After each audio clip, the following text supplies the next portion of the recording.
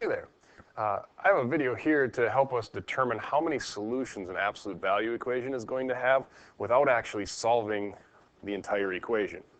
Now, what I've done in this video is I've taken the examples that I used in my previous video on solving absolute value equations to help us look at this and figure out how many solutions is an equation going to have. So I'm not going to go through all the work of solving these. I'm just going to write this down, what we ended up with on the previous video.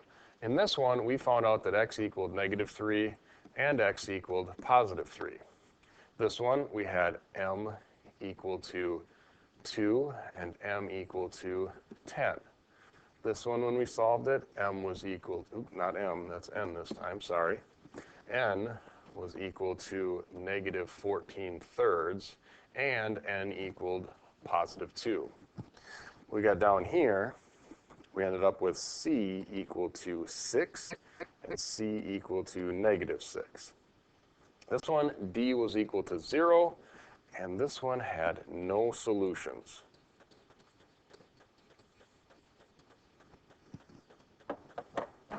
So was there a way to figure out how many solutions our equation is going to have? If we notice all of our equations here, this one ended up with 2, 2, 2, 2.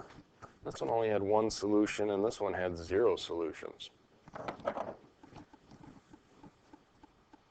So hopefully you're looking at this and you're starting to recognize and notice that in all of these that had 2 solutions, look at what the absolute value equaled.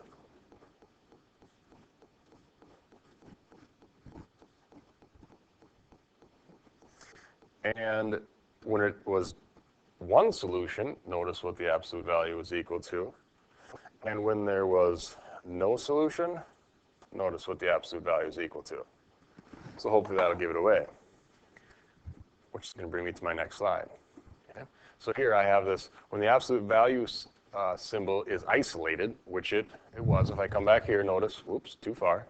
Here, every single one of these equations, I've shown where the absolute value is symbol has been isolated. Now this one, it didn't start isolated, but I got us to this point. This one didn't start isolated, but we got to that point. So as long as our absolute value symbol is isolated in an equation, then the equation will have, well, we noticed that there was 2 solutions.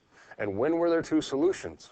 Well, when the absolute value symbol was equal to a positive number. When was there 1 solution?